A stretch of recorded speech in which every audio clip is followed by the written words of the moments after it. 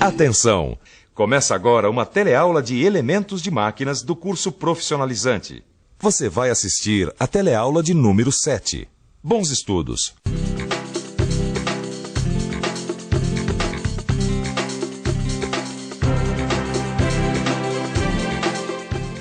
Oi, tá lembrado da nossa última teleaula de elementos de máquinas? A gente estudou a estrutura das roscas para aprender melhor como é que funcionam os parafusos. Agora, na teleaula de hoje, a gente vai seguir em frente. A gente vai apertar um pouquinho mais o nosso estudo sobre parafusos. Vamos nessa? Então dá só uma olhada no que vem por aí. Você vai aprender quais são as partes básicas de um parafuso e vai conhecer os 4 grandes grupos em que a gente divide esses elementos de fixação. Os parafusos passantes, os parafusos não passantes, os parafusos de pressão e ainda os parafusos prisioneiros. Mas para começar, é bom saber se você se lembra do seguinte: qual é a função de um parafuso? Em que situações a gente usa esses elementos de fixação tão comuns e tão importantes no universo da mecânica? Tá lembrado?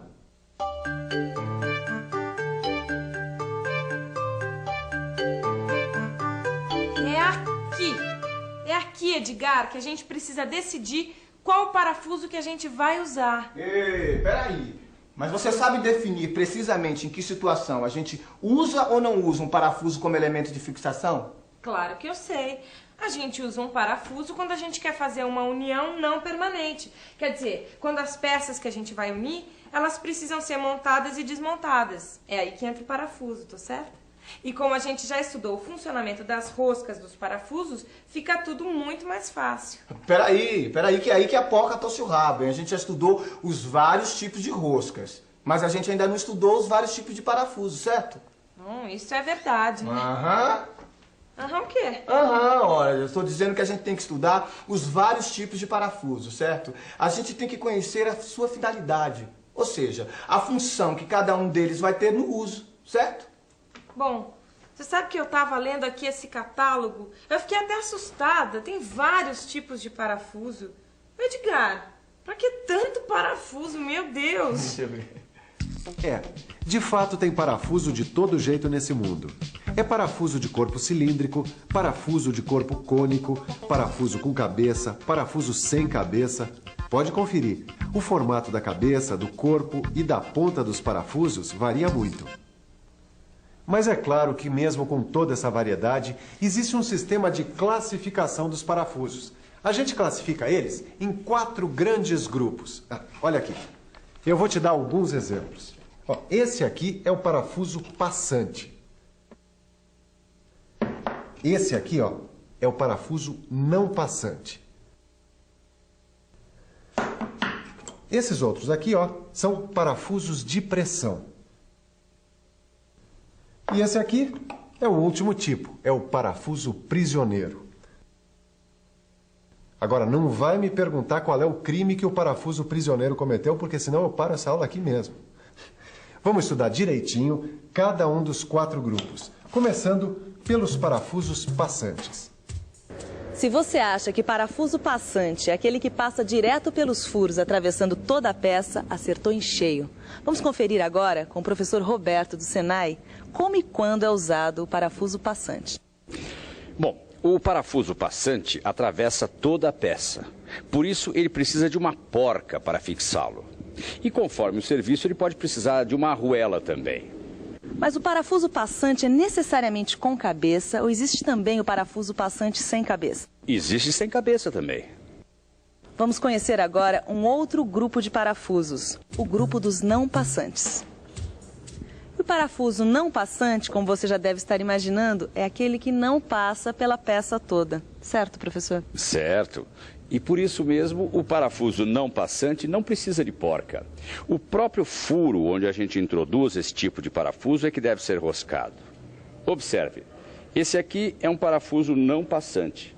Ele entra assim, num furo roscado, compreende? Vamos conhecer agora um outro grupo de parafusos, os parafusos de pressão. O parafuso de pressão Como o próprio nome diz, é fixado por pressão, certo, professor? Certo. A pressão é exercida desse modo, pelas pontas. A ponta do parafuso pressiona a peça a ser fixada. Desse jeito, ó. Agora, o parafuso de pressão é necessariamente com cabeça ou não? Não necessariamente. Existem parafusos de pressão sem cabeça. Olha aqui, ó. Agora é hora de você usar a cabeça para conhecer o último grupo de parafusos, os parafusos prisioneiros. Esses parafusos nunca me escapam. Quer saber por quê? É só lembrar que o parafuso prisioneiro não tem cabeça. Ele tem rosca nas duas extremidades, quer ver? Esse aqui é um parafuso prisioneiro. A gente usa esse tipo de parafuso, sobretudo em situações que exigem montagens e desmontagens frequentes. Porque o uso de outro tipo de parafuso nesses casos pode acabar prejudicando a rosca dos furos. As roscas dos parafusos prisioneiros podem ter passos diferentes e podem também ter sentidos opostos, uma no sentido horário e outra no sentido anti-horário. Para fixar um parafuso prisioneiro na máquina, a gente precisa de uma ferramenta especial, ou a gente pode improvisar a fixação usando duas porcas travadas na extremidade dele. O parafuso prisioneiro, ele permanece fixo no lugar enquanto as outras peças são desmontadas. E o prisioneiro foi o último. Com ele, com o passante, com o não passante e o parafuso de pressão, eu espero que nenhum parafuso escape do seu conhecimento. Tudo bem. Esses grupos são divididos de acordo com a função que os parafusos exercem. Mas aqui não está especificado direitinho a forma da cabeça, a forma do corpo, o tipo de ponta, nem o modo de atarrachamento do parafuso. Tem razão, Nilza. É que a classificação que tem aqui é pela função dos parafusos. Bom, agora a gente vai ver os tipos de parafuso pelas formas da cabeça, do corpo, da ponta e pelo dispositivo de atarrachamento, como que é a Neuzinha. Vamos começar pelas formas de cabeça. Essa é a cabeça sextavada, talvez a mais conhecida de todas. Essa outra é a cabeça quadrada. Tem também o parafuso de cabeça redonda, e um que é bem parecido com ele, o de cabeça abaulada. Tem ainda os de cabeça cilíndrica, os de cabeça escariada e os de cabeça escariada abaulada. Agora vamos conferir os parafusos quanto ao formato do corpo, onde a gente encontra dois tipos de parafusos. Com o formato do corpo, tendo a parte roscada com um diâmetro igual à parte não roscada, e tendo a parte roscada de diâmetro maior que a não roscada. Agora dê uma conferida nos tipos de pontas dos parafusos. Tem a ponta cônica, tem também a ponta arredondada, tem ainda a ponta plana com chanfro e a ponta plana. Bom, só falta conferir os parafusos quanto aos seus dispositivos de atarrachamento. Vamos lá? O dispositivo de atarrachamento de um parafuso pode ser sextavado ou pode ser quadrado. Tem também o sextavado interno, a própria fenda, a fenda cruzada, a borboleta, que você deve conhecer, e o dispositivo de atarrachamento recartilhado, que completa o time. Bom, esse time de partes que você acabou de ver acaba formando os mais variados parafusos. Você vai ver agora uma seleção de parafusos, cada um combinando as mais variadas partes, mas todos eles muito úteis no universo da mecânica. Vamos lá. O parafuso sextavado. O parafuso sextavado com rosca total. O parafuso sextavado com porca. O de cabeça cilíndrica com sextavado interno. O de cabeça quadrada. O de cabeça cilíndrica com fenda. O de cabeça redonda com fenda. O de cabeça cilíndrica abaulada com fenda. O de cabeça escariada com fenda. O de cabeça escariada abaulada com fenda. Olha, não precisa anotar isso aí não. É só prestar atenção, porque tudo isso aí está lá no seu livro. Vamos nessa? Olha aí o parafuso de cabeça panela com fenda cruzada. O de cabeça redonda com fenda cruzada. O parafuso borboleta. O parafuso de cabeça recartilhada. O parafuso prisioneiro, que é sempre muito procurado. O parafuso sem cabeça com fenda. O parafuso sem cabeça com rosca total e fenda. O autoatarrachante de cabeça sextavada. o parafuso para madeira de cabeça escariada com fenda, o de cabeça escariada com fenda cruzada, o de cabeça escariada com fenda cruzada e o de cabeça escariada abaulada com fenda cruzada. E aí, Neuza, já escolheu seus parafusos? Ainda não, mas eu tô vendo aqui que tem uma coisa muito importante que a gente ainda não estudou, viu, Edgar? E o que é? Os 4 fatores que o profissional precisa levar em conta quando vai unir uma peça com parafuso. Para fixar peças com parafusos, você precisa levar em consideração a profundidade do furo broqueado, a profundidade do furo roscado, o comprimento útil de penetração do parafuso e o diâmetro do furo passante. Vamos dar uma conferida nesses fatores um por um. Vamos ver como é que se faz isso. A profundidade do furo broqueado varia conforme o material das peças que você trabalha. Por exemplo, no caso do alumínio, a profundidade pode ser de até 3D, ou seja, 3 vezes o diâmetro do parafuso.